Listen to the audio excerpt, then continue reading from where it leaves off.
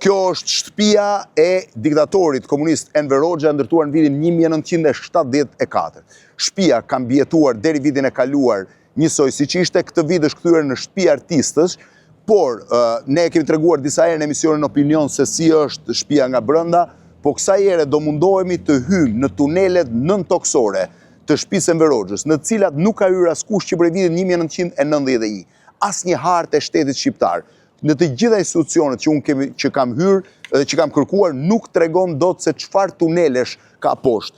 Ndërkohë që Alfred Mojsiu, ish shefi Gjenjos i Ministrisë së Mbrojtjes, tregon që në vitin 1971, kur ai erdhi në krye të Gjenjos, në poshtë shtëpisë të Enver Hoxhës, që në atë kohë ishte ndërtim, janë bërë tunele të cilat e lidhin shtëpinë e Enver Hoxhës me shtëpinë e Mehmet Shehut, ndërkohë që të dyja bashkë lidhen me Komitetin Qendror dhe sipas tij ka një tunel të tretë që lidh Komitetin Qendror, pra dhe këto dy shtëpia me pallatin e brigada prej disa kilometrash. Askush nuk di ta thotë nëse ky tunel ekziston, askush nuk e ka parë më së fundmi.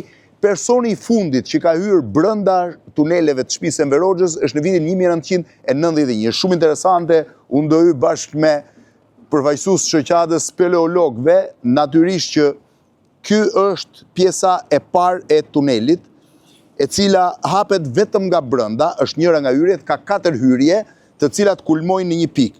Kjo është pjesa që hyet, ta hapim, jo e hapim këtu më mirë se e kemë kollaj atë pjesë. Shiheni, është e gjitha me sa e rënd. Ka bën çik. Po ta shihni tani, duhet përdor dritën. Shive se sa është. Bëhet fjalë, ndërkohë uji i kalon 2 metra poshtë dhe nuk ka vetëm poshtë, është një, u mbyll kjo. Poshtë ka një derë të dytë, si kjo shive dera hapet vetëm nga brenda, nuk mund të hapet nga jashtë. Pra ka një derë të dytë që të lejon të futesh në nivelin -2. Është shumë e thellë, shiheni tani do shkojmë në pjesën tjetër. E fika unë, po. Ecim. Kjo është pjesa e, ma jep mua ta vendos. Kjo është pjesa e, kujdes. Kjo është mekanizëm shumë, ngeci. Më shohë? Po. Tani do hyjmë në shtëpi. Ka 3 mënyra për të hyrë në shtëpi. Kjo është njëra nga pjesët e jashtme të tuneleve do hecim këtej të tuneleve, ndërkohë që hyhet edhe nga kinemaja e familjes dhe nga kuzhina dhe nga dhoma e rojeve. Kini parasysh që në këtë koltukun këtu, pak a shumë, nuk është i njëjti, qëndronte natë ditë një roje 24 orë, i cili kishte të drejtën për të hapur, ndërsa këtu është ashensori që vjen drejt për drejt nga dhoma e gjumit e Enver Hoxhës. Mund t'ju tregoj më pas se si zbritet. Këtej më pas është kuzhina, kjo ishte pjesa e rojeve. Çdo derë e shtëpisë kishte një roje. Po hyjmë në pjesën e tunelit tani. Dhe duhet vë kokoren, po. Duhet vë kokoren se është mas sigurie. Kemi edhe një kallam që kemi përdorur. Të lutem, në rregull. Ma jep.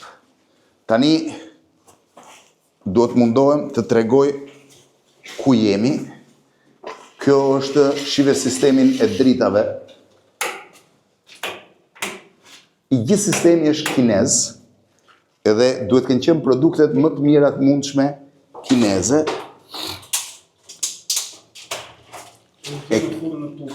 Të gjitha futur në tuba, po të plasifikuara këtu. Kjo është dera e parë, shiheni. Oba, dera e parë. E gjitha prej hekuri.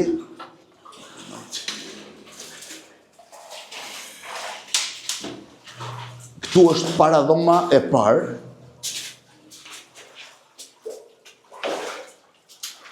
Kjo është dera e dytë. Shiheni. Tani këtu është e çuditshme. Edhe kjo ka mbylljen nga brenda, pra që ti nuk mund të hysh më nga jashtë, po u futën. Kjo është dera e tretë, shiheni. Dhe këtu është e çuditshme. Këtu ka një derë të katërt që është mbas kësaj, po është veshur me hekur, është një derë e plot, është veshur me hekur e gjitha, shihni. i emergjencës po të bëjmë filmin bashkë, janë në të njëjtën drejtim. Janë në të njëjtën drejtim, po. Tani çfarë ndodh? Shihni sistemin e dritave është kinez. Kjo ishte porta e 4, thash, për të shkuar më tutje. Ajo që është e çuditshme është që gjithçka nuk është beton, është tunel çeliku. Nuk e di kush mund ta kuptojë se çfarë jam duke thënë. Është tunel çeliku, është çelik. Është çelik, këtej, sipër dhe poshtë. Pra ne jemi duke ecur në një gyp çeliku apo jo? Edhe është pjesa e brendshme. Thash që prej vitit 91 nuk kanë hyrë në pjesën e brendshme deri në këtë pjesë po në pjesën e brendshme që ne tentuam sot me shoqatën e speleologëve, shihni dritat, janë sistem kinez drita, shive si është ujë në tunel, në çfarë niveli është. Kjo është pjesa tjetër, kjo është pjesa tjetër. Është pjesa dhe një dritë e hapur kineze që tregon si është sistemi.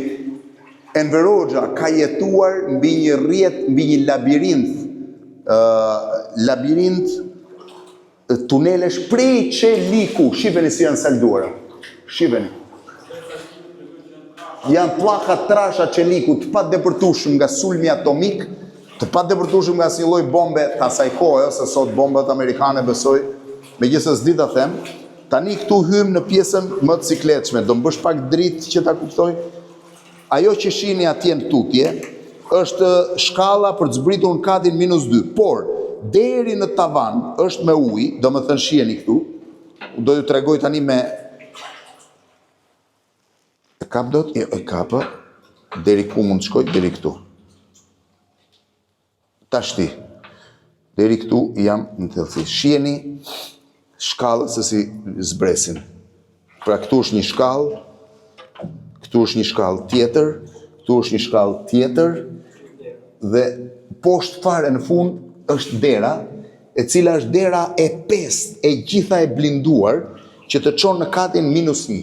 Në katin -1, po të referohesh një fotoje të Enver Hoxhës me Beqir Ballukun dhe me tjerët, është një shtëpi e tërë, e re, e fortifikuar, ku mund të kryeshin funksionet jetësore në mënyrë normale, por që askush nuk ka hyrë më që prej vitit 91 dhe është e përmbytur.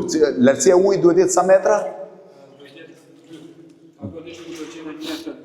Këtu jemi 1,80, pra duhet jetë 2 metra ujë. Po me palumbar hyet? Është problemi i shikueshmërisë.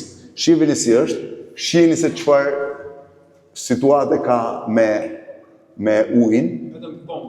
Vetëm pompa e tërheq, po ku dha çoj pompa këtë ujë, se nuk është pak ujë. Shihni se si është. Pra jemi brenda tuneleve nëntoksore të vilës Enver Hoxhës, nën këto shkallë, eksaktësisht nën këto shkallë që ju tregoj, gjendet një shtëpi e dytë, e cila që prej vitit 91 është e përmbytur dhe supozoj që t'ishte shtëpia ku do banonte Enver Hoxha në rast të një sulmi atomik në atë kohë. Është e pabesueshme, ne do rikthehemi prapë mbasi të tentojmë ta zbrazim. Për një javë rresht, unë jam munduar me gjithë institucionet shtetërore që të gjej një rrugë dalje ose një hartë të kalimeve nëntoksore. Ka marrë disa skica, po askush nuk di të thotë çfarë ka realisht poshtë shtëpisë së Enver Hoxhës, me çfarë tuneli lidhet ajo, shiheni, i gjithi prej çeliku, ajo vazhdon dhe më tutje, vazhdon dhe në këtë drejtim, mbetet ende mister. Shiheni si janë dritat, hape pak. 10 amper, 250 volt. Akoma sot, do më thënë nga viti 74, i bie që janë 51 vjet, që pas 51 vjetësh ende janë shumë pastra, dhe çdo gjë me gomina, askush nuk di, unë i bëj thirrje çdo njeriu që ka ndonjë të afërm, që ka informacion për tunelet nëntoksore të shtëpisë Enver Hoxhës, ose dikujt ende gjallë që ka punuar në këtë vend, të na japi informacion mbi të gjitha çfarë është ky drejtim këtu. Shive si është i salduar. Është i salduar i gjithi, nuk e dim ku të çon. Është i gjithi i salduar. Është salduar dhe me shina. Pra është bodrumi vazhdon më tutje, këtu rikthehemi pra tek dera e 2, e 3, e 4 atje, dhe dalim nga njëri prej bodrumeve të aksesueshme.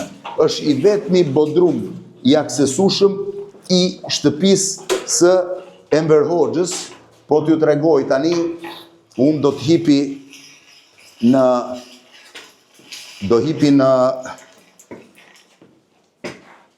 talent vendosim këtu, do hipi në ashensor dhe kur të dal do t'ju tregoj çfarë ka mbetur nga shtëpia e Enver Hoxhës. Ta mbyll një herë këtë.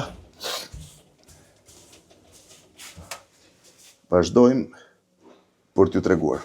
Vazhdojmë.